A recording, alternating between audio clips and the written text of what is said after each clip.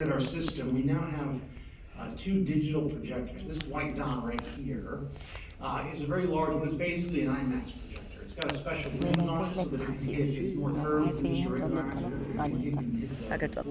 dome. There is a matching one, I should say, in half the dome. There's a matching one in the back of the room. In the back behind you, there's another white dot. Those two projectors together give us the images that we are seeing. But because they are digital projectors, they can do a lot more. And so a few months ago, we opened a new show called Turtle Odyssey. And that's a live action documentary about Australian sea turtles, right? So it's not necessarily about astronomy. We can do a lot of other things, and if you're interested in stuff like that, then grab a brochure on your way out, and it'll show you all the different shows that we have on offer. But we are still a planetarium, which means that at least once a day, I think, we should come in here and talk about what you could expect to see in the night sky. And so that's what this show is. For the next 45 minutes or so, we're going to talk about what is in the sky right now and how do we actually go about finding it. In most cases, I'm going to focus on things that you can see without the help of a telescope, but there will be a few things that telescopes will be needed for. I try and focus on things that you don't have to have a telescope for because most people don't have a telescope at home, right? Okay. Without further ado, let's get started. We need to know two things. If we're going to start doing our own star observing in our backyards, we need to get really good at knowing two things. The first thing is you need to know what time it is. That should be pretty obvious. If you go outside right now, it's not very dark, and you're not going to see a whole lot. But more than that, you spend your life on a giant spinning ball. Right? We don't think about that much, but that's reality. Our entire lives are spent on a gigantic spinning ball that is constantly turning, and as it turns, it moves your position in space constantly. And what that makes it look like is over time, it looks like everything in the sky moves, right? It's not just the sun that rises in the east. Everything in the sky appears to rise in the east, because again, what you're actually watching here is you're watching the rotation of the Earth, and you're going along for the ride, right? You're turning through space, and your perspective changes.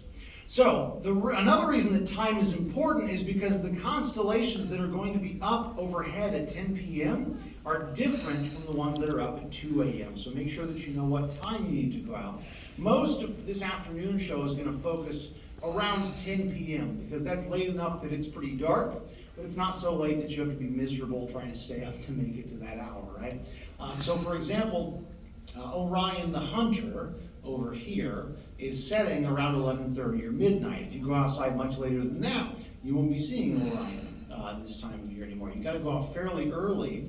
And that brings us to the second thing that we need to know. So we need to know what time it is. We also need to know what direction we're facing when we're looking at the stars. That's very, very helpful. So we're going to get good today at finding our own cardinal directions.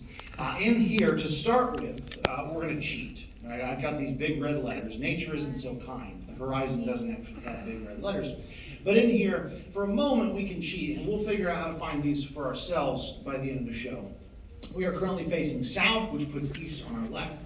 West is over there on our right, and north then is back behind us. So Orion, being low in the western sky, means that again, as the sky appears to move, he's not long for this world. He's going to set below the horizon over there in the west.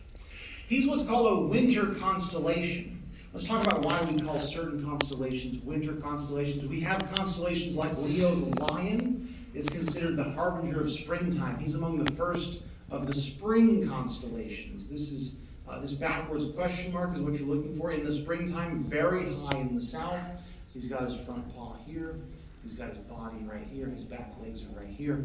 Leo is one of those constellations that actually kind of looks like what it's supposed to. When you find Leo, it kind of looks like a lion up there in the sky. If you play connect the dots, you can kind of see like the side-on view of a lion in the sky. So this is how we find Leo. Actually, if you struggle to find Leo, because again, right now, in the spring, this backwards question mark is really high in the south. It's actually pretty easy to spot. Sometimes that's not the case. Other times of the year, it's a little tougher. But you can always find the Big Dipper, and the pot of the Big Dipper is always trying to smack Leo on the back of the head.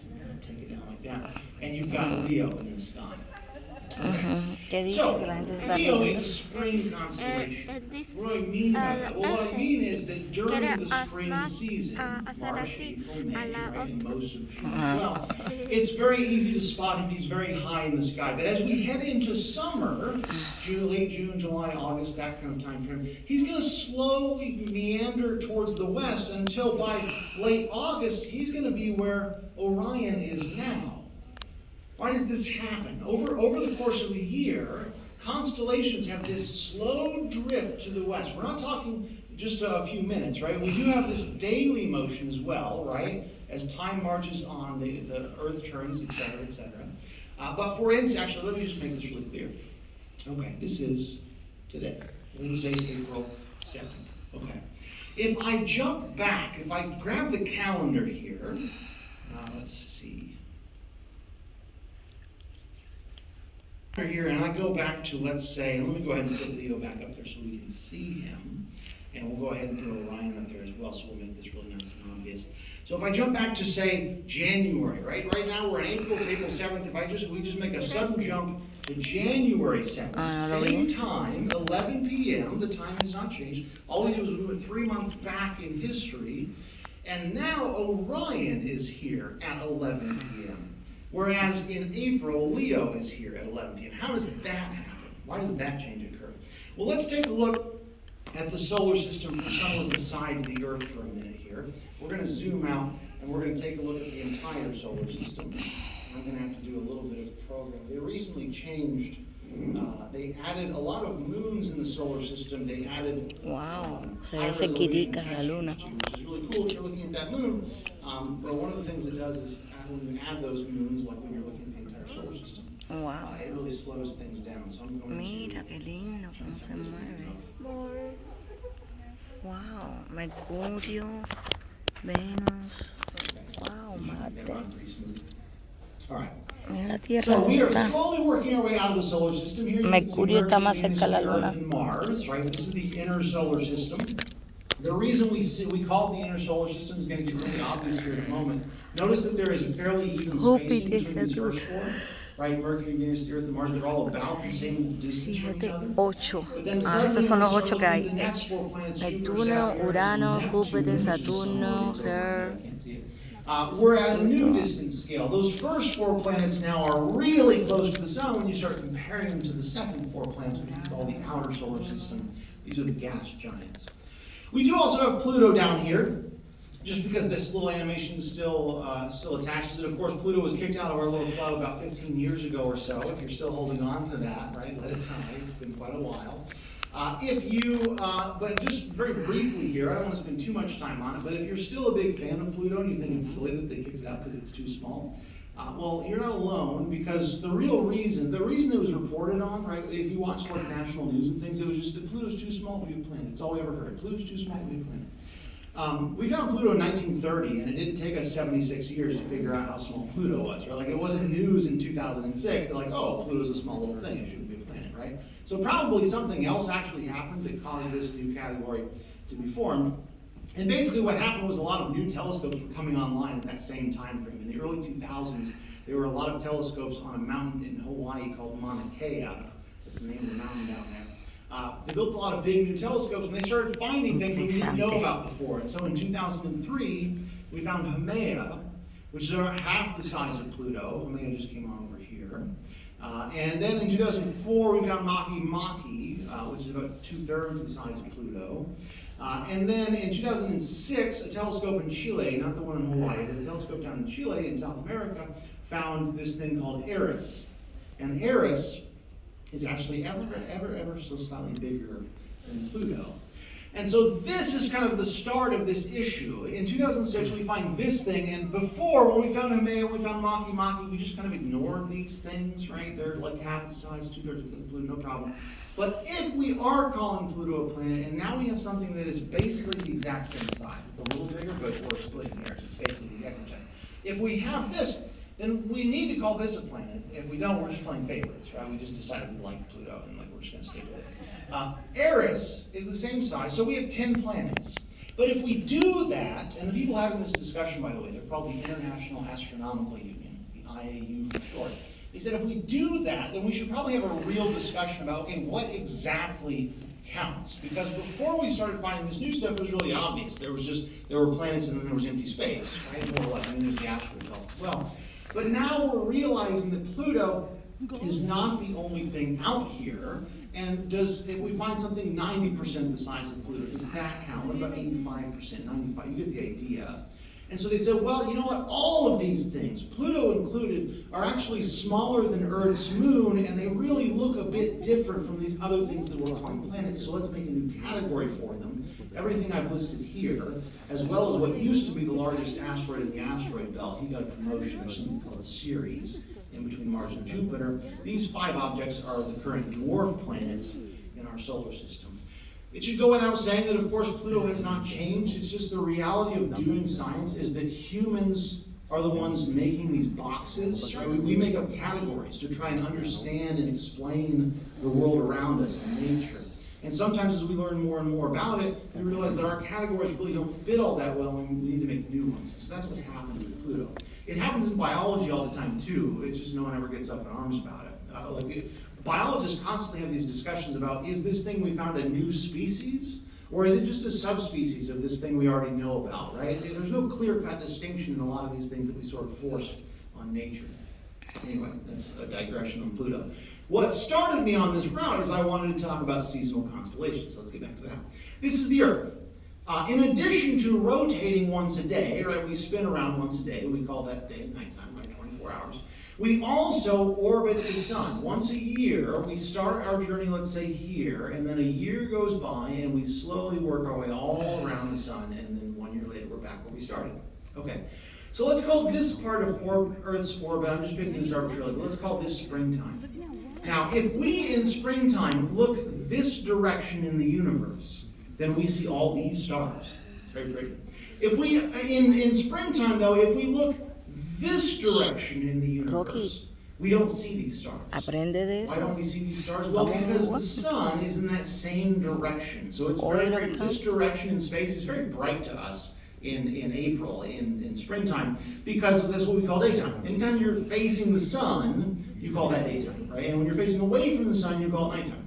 It's pretty straightforward. So these stars still come up in April, but they come up the same time the sun does, so you can't see them. But because we also orbit the sun, every day we're a little bit further along in our orbit, and a little bit further and further. And 6 months from now, September, October, right, we're going to be over here. And now, those stars I could see back in March, which remember were this direction, well, now those are the ones blocked by the sun. If I look this way now that's when I'm looking for the sun. In October, this direction is daytime, and those stars I couldn't see back in April, well, now those stars are very clear to me. I'm facing away from the sun. And so this is why we have seasonal constellations. It's the stars that are facing away from the sun, depending on where you are in the orbit.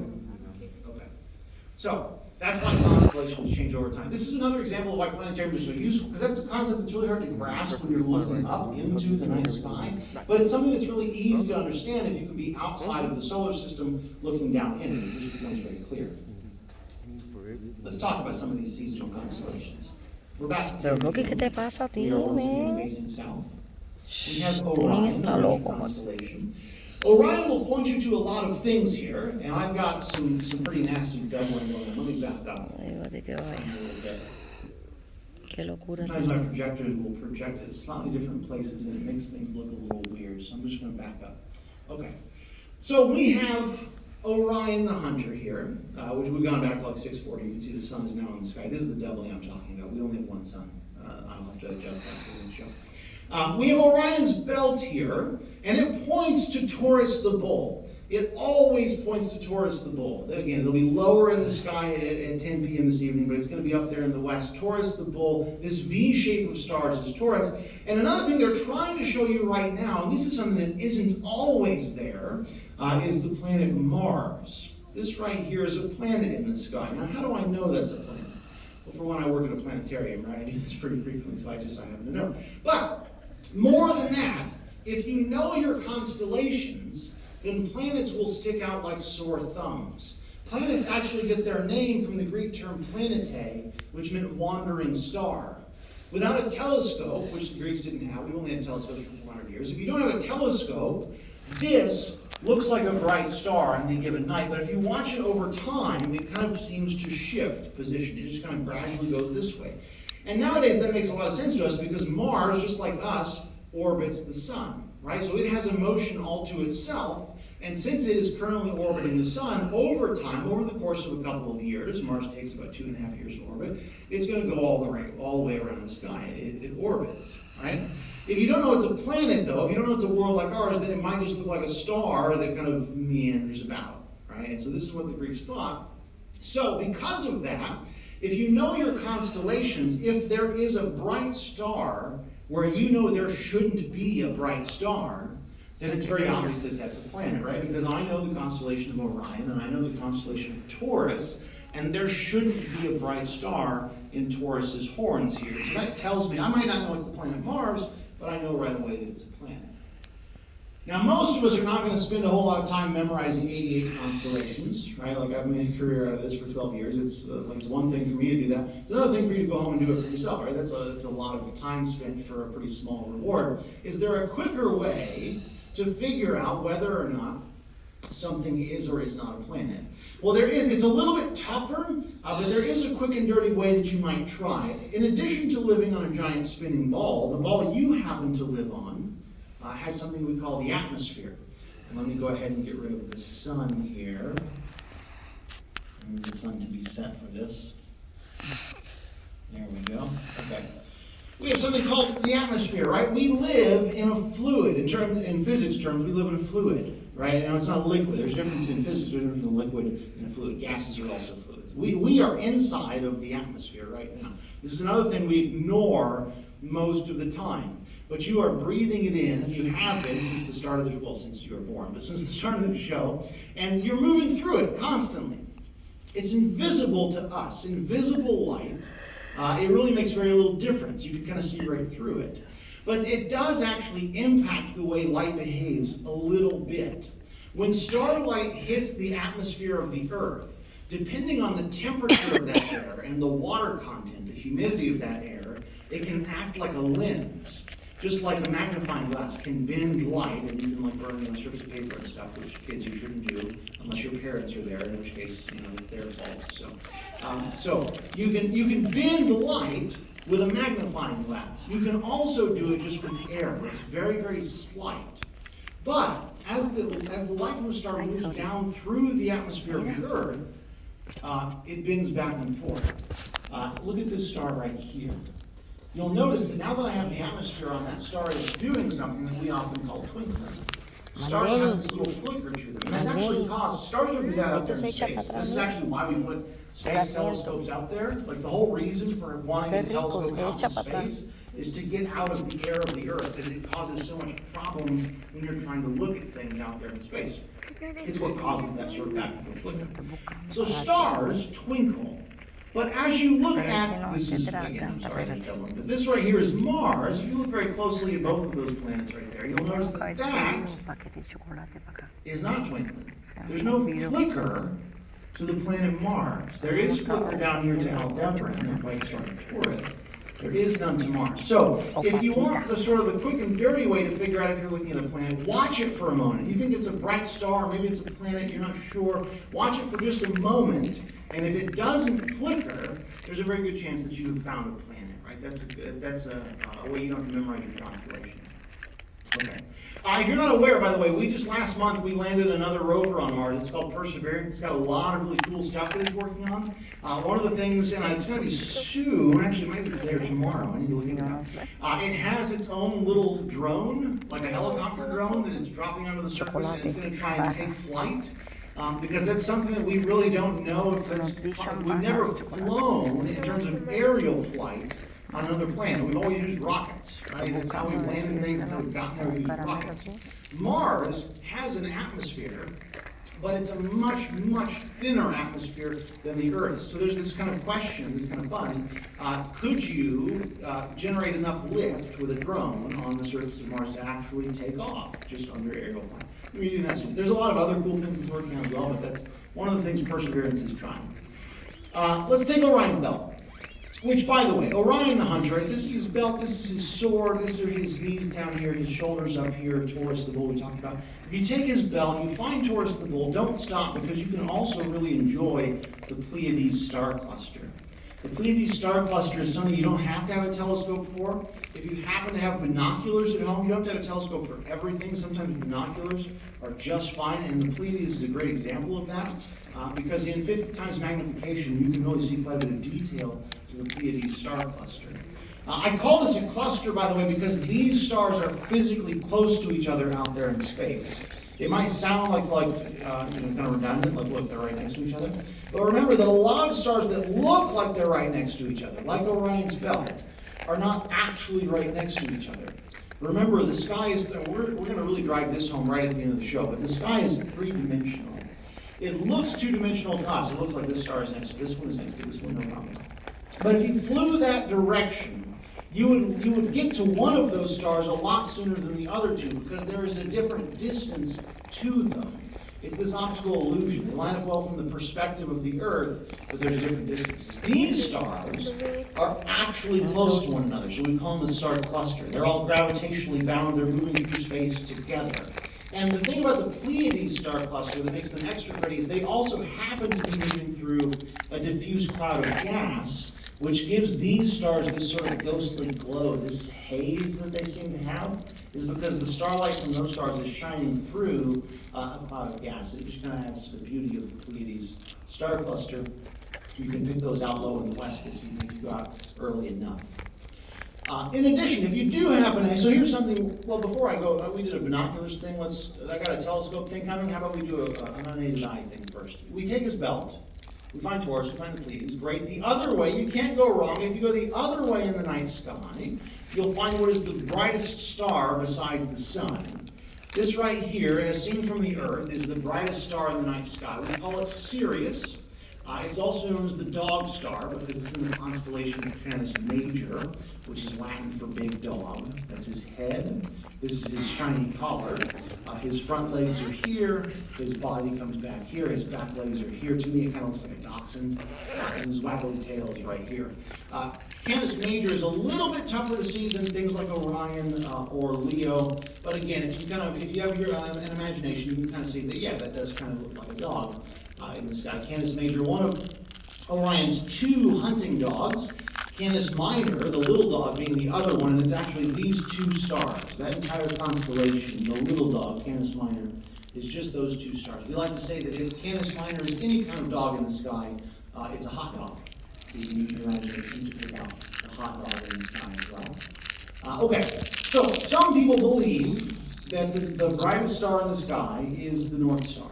Right? The brightest star in the night sky is the North Star. And just take a moment here to appreciate that's an easy way to get lost, right? And we are not facing, this is the brightest star in the sky. That's not the way to find the North Star, okay? We'll talk about how to find the North Star here in just a moment. Okay, now for the telescope bit. So we've got Orion's belt, his sword, so not this is just a star. The middle dot in the belt of Orion is just a star. But the middle dot in his sword is more than just a star. Even a backyard telescope can pick out a little bit of detail in the Great Orion Nebula. Now I'm going to show you a picture here from the Hubble telescope, so don't expect this view. This would be spectacular, and you should donate your telescope to my planetarium if you see this in your backyard.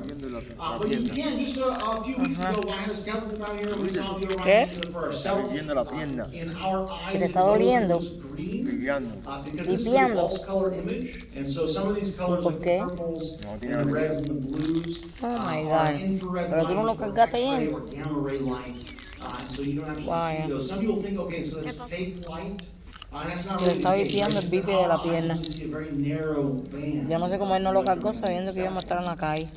And we've had to invent other instruments. ¿No trajiste cordón para cargarlo en el carro? And so that's what we're seeing. It's a composite image, actually from several different telescopes. Imagínate que yo pagué otro show después de este. Spitzer and Chandra, two other space observatories aren't quite as famous because El de las tortugas.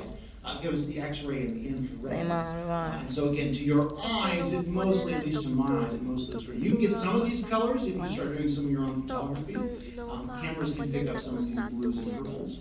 But again, to me, it's Pero después, So, a las 4:30, this is the hay uno winter de sky. tortuga. Let's start talking just briefly here about the springtime sky. And the springtime sky is actually a little bit trickier to find than some of the winter stars. The winter stars are all pretty obvious because of Orion the Hunter.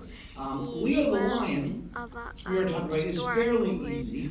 But a lot of the other spring constellations are a little bit trickier to find. I'll point them out to you right now, and then I'll talk about sort of an easy No, way to pero find que them once we depende, get porque into tenemos talking que about the otro North show a las Star. 4:30. Over here in the east, we Si have esto se termina rising. antes, venimos a ver si hay un store. Excuse me. We have rising what's called Pleiades the herdsman, or the shepherd. Now, if you're looking for Pleiades the herdsman, you're looking really for an ice cream cone. This is one that doesn't, to me, doesn't look at all like that. You'd have to have quite the imagination to see a herdsman. But if you look for like the bottom of a cone and then the top, like the scoop of ice cream there, you can kind of find that. The bright star in that is called Arcturus, and that's actually going to turn out to be pretty handy in trying to find Pleiades. We also have Virgo the Maiden over here in the east. This is another spring constellation. This one's tough just because of the size of it. Virgo is actually a very large constellation. It takes up a big chunk of the eastern sky over there. And so it can be tough to find things kind of shrink in the planetarium. In the real sky, it really is very, very quite large. And so starting by finding Spica is the way that you might try and find Virgo, which again I'll come back to. And then finally, in this same kind of line, we have a little trapezoid down here. Corvus the Crow is the last of the spring constellations. Now, if you really want to find the spring constellations, the Big Dipper is your best friend. The Big Dipper is going to help us find not only the spring constellations, but also the North Star. So what we're going to do at this point is we're going to turn around, we're going to face north together, and we're going to see if we can't find the Big Dipper. Oh. Now, I know early in the show I kind of gave it away already, that I showed you briefly the position of the Big Dipper, but I'm going to lay off my laser pointer here for just a moment and see if you can find La the Big Dipper constelación for cambia yourself. según la hora. If you do start doing Esto your es bien own observing, your interesante. own stargazing, Más interesante que los then máqueros que tú this ves. is a great place to start, for one reason, because the Big Dipper is actually always in your sky. Now, it is a pretty obvious pattern as well, so that's helpful, but the big thing is that no matter when you go outside, if you go outside at 10 p.m. or 4 a.m. or January or July, you guaranteed you can find the Big Dipper. Now, this is only true in certain parts of the world. So if you go down to Texas or down towards the equator, it's not necessarily always true anymore. But here in Michigan, you can actually always find the Big Dipper. So we're going to start with that. Look for 7 stars. If you think you found it, count the stars. There should be 7 of them. This time of year, it is pretty high in the northeast, and so again, we turned around, so now the east is on your right. It's actually kind of directly over my clock. It wouldn't hold a whole lot of water right now because it's kind of upside down. Hopefully we have spotted this thing right here. The Big Dipper is in the sky. This actually is not doubling. This is not a problem with my system. See how there's kind of like 2 stars there? That's an actual optical double. If you go outside and you look very closely at the North Star, at the Big Dipper, and the star that's in kind of the middle of the handle, if you look very closely at that star, you'll actually see that there are 2 there. It's called Alcor and Mizar. It used to be a test for good eyesight. If you could tell that there were 2 stars there just by looking with your eyes, then you still had pretty good eyes. You weren't too old yet, because once you got old enough, those kind of blended together into one star. Okay, Big Dipper. So there's an old saying in astronomy. You take the Big Dipper, you take the handle of the Big Dipper, and you can arc to Arcturus. Right? You arc to Arcturus. So you follow the arcing path of the handle, and the bright star you come to is Arcturus. And if you continue along that path, the Big Dipper is trying to show you, which again right now is over my head, so my laser won't be able to go there.